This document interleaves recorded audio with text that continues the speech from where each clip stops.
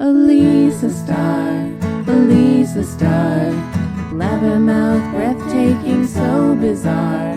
Alisa Starr, Alisa Starr, trying to get you to laugh at your scars. Alisa Starr, Alisa Starr, tells you what's up wherever you are. Alisa Starr, Alisa Starr, she is a booby blabbermouth who is your friend.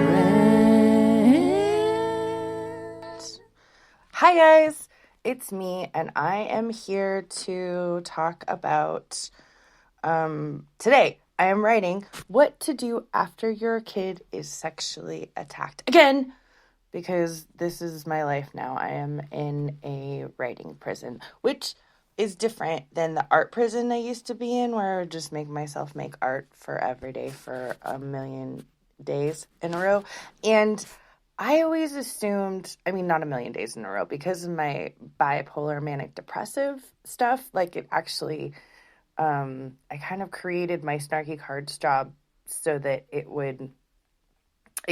could follow my ups and downs. So when I was having some down depressive time, I would hibernate, and I would like I said, obsessively make art. Like I would do 20 hours a day.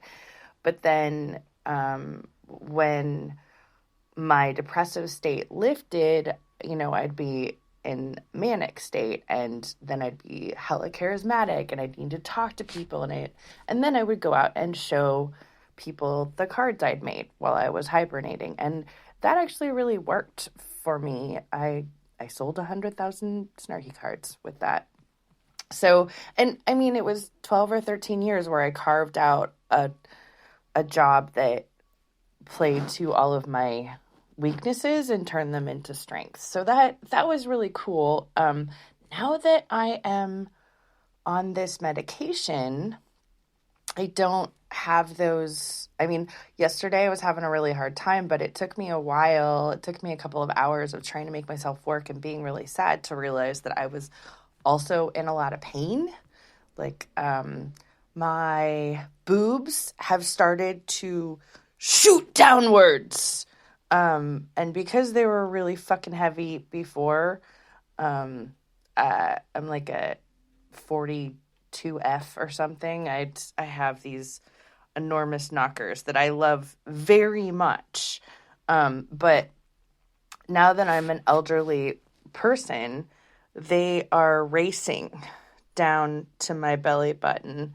And some of it's cool because now that they're longer, I can just stand up, and one of my boobs can reach my nose. I can pull it up that high, which I've never been able to do before. It does feel like people are gonna have to start I don't know, I feel like when I picture giving out motorboats now. Oh, I don't know if you guys know this or not. I know this is really inappropriate for a podcast about sexual abuse, but I would like to remind you, one of the common reactions for people who've been sexually abused is that they either become hypersexual or anti-sexual. They either overeat, or they're attracted to anorexia and bulimia. All of these are control issues, right?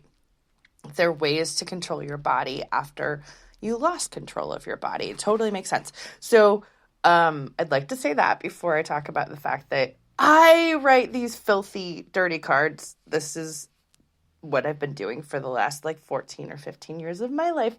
And they are hilarious. And that my plan was that I was just going to write them forever.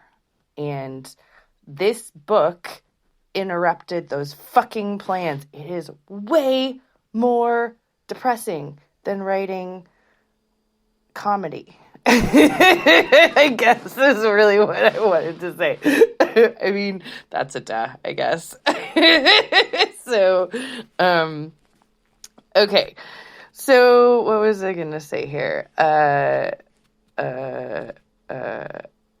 Okay.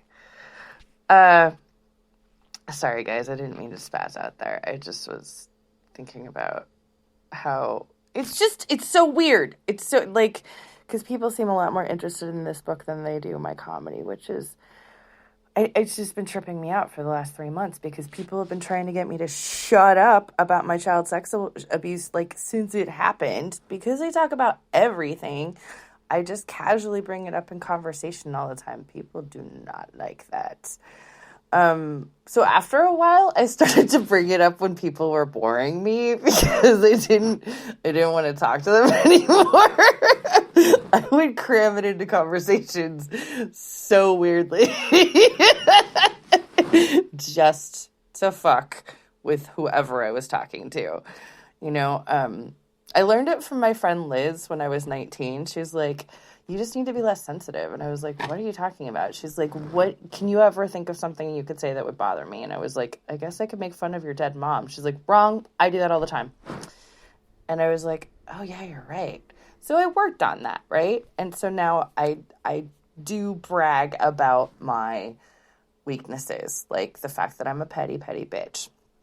So, and, you know, for a while, my child sex abuse was like my kryptonite. So as soon as I could figure out how, I definitely started making jokes about it so that it didn't have any power over me anymore. Like the Labyrinth movie, but minus David Bowie's penis, which was like, it had its own, like, it was starring role in that movie.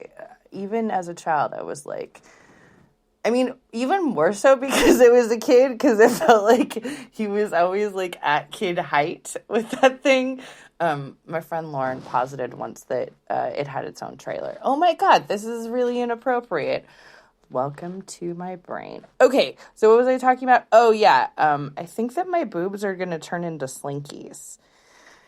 Okay, so today, clearly, I'm in a much better mood. A lot of it is because I spent 7 or 8 hours stretching and icing and trying to work out my pain issues, which, like I said, are like basically my boobs have moved down a couple of ribs. And so the old ribs are like, we don't know what to do now that we're free. And the new ribs are like, oh my God, I'm dying.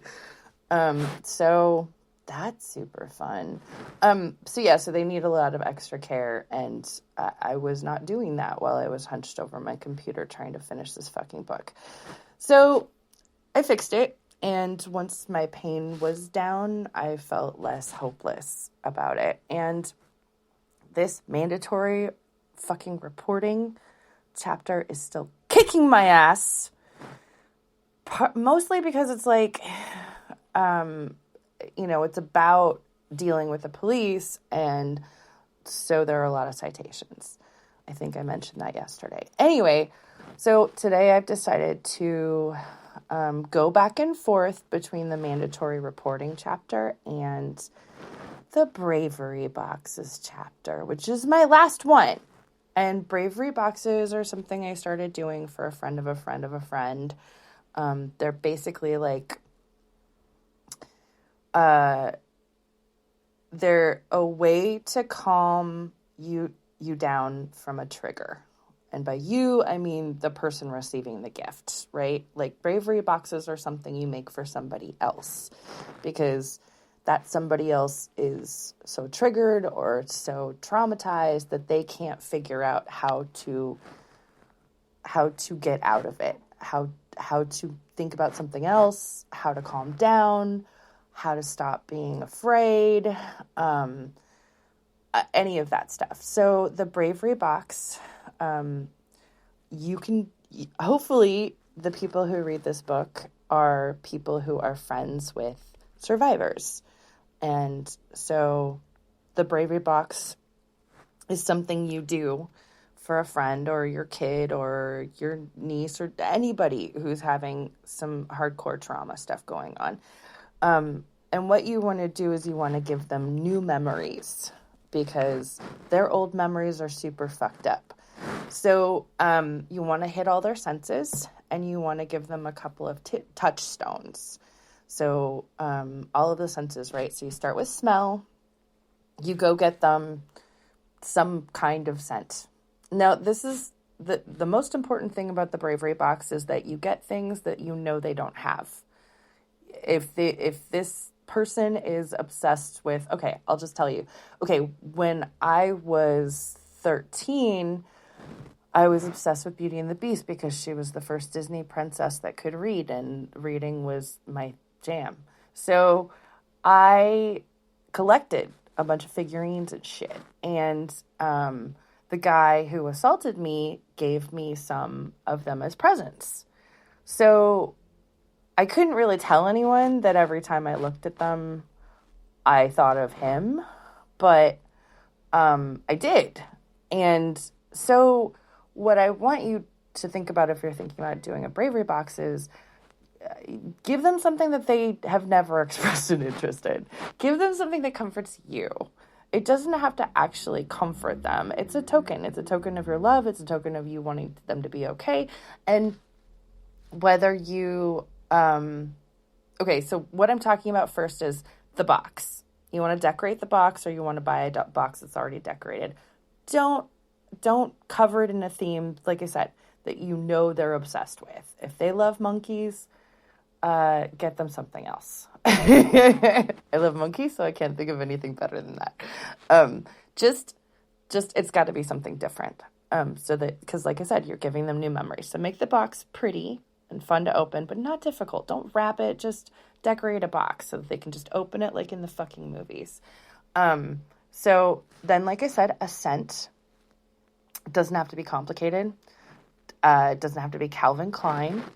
I would go to like Walgreens and pick out usually something simple. I like a vanilla or a jasmine or something like that. Just anything, because then they can, when they're upset, they can spray the air and that scent can bring them back to the now. And then so that's smell. And then the next thing is I like to give something soft to them, because sometimes just petting something soft can calm me down.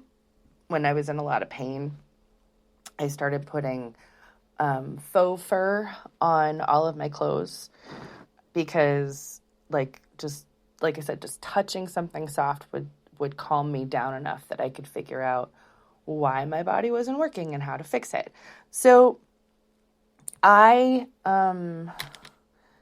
next thing, like I said, something soft. It doesn't have to be a hat. It doesn't have to be a pair of jeans. It can be a weird handkerchief. It could be a pillow. It could anything soft they can pet. Then the next thing you want to do is give them a token.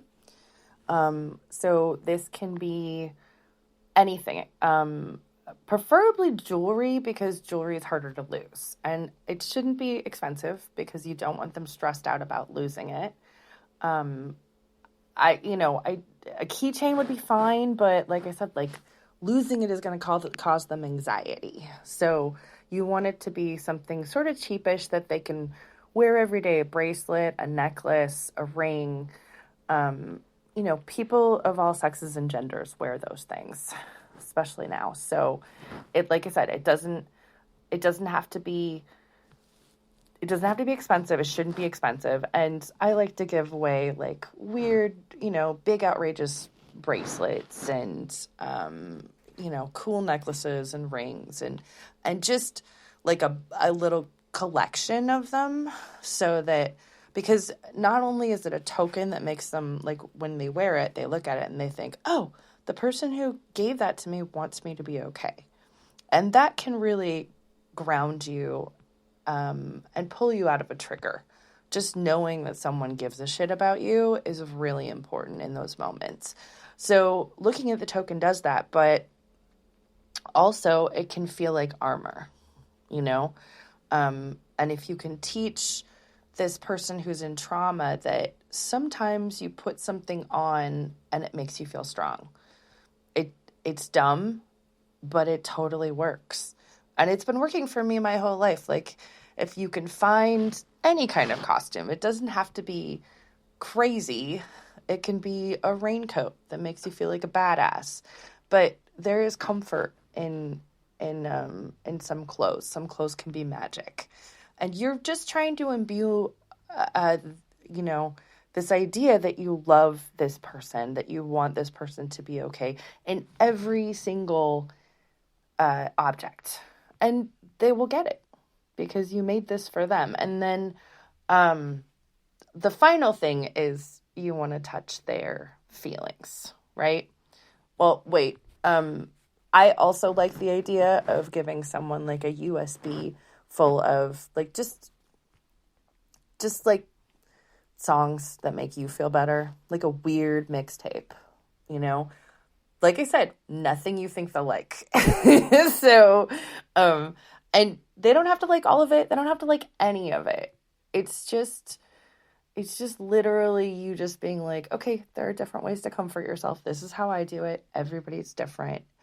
The way you comfort yourself can be weird. Here are some options.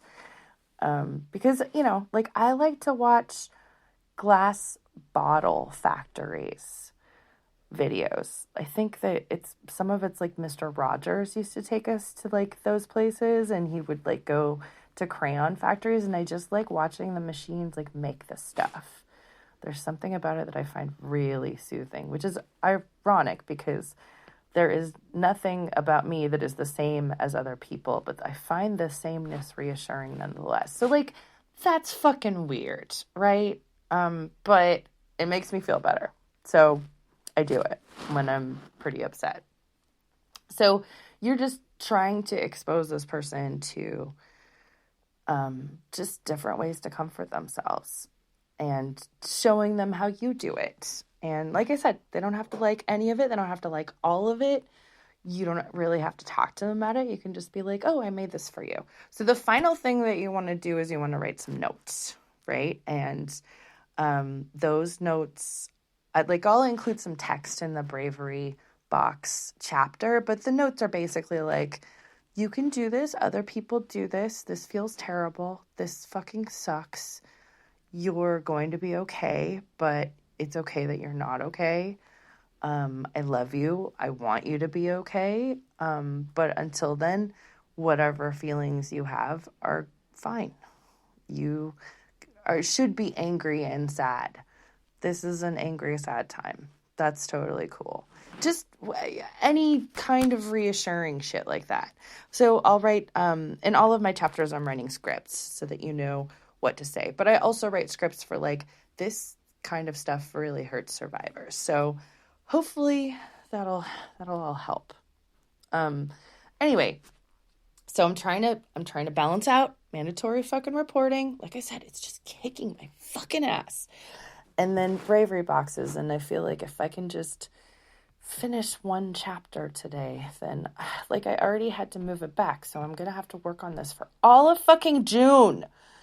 Ugh, because it's just not done yet. But there is something really cool about being on this new medication and knowing that I'm not racing my body anymore, you know, because in my manic phases when I was able to work every day, it would never last for more than 3 or 4 days because then I'd get depressed and it would be another 3 or 4 days or sometimes a week before I could get back and work again. And so I was always like racing myself to see how much I could cram in before my depressive phase hit. So now that I'm able to work every day, it's weird.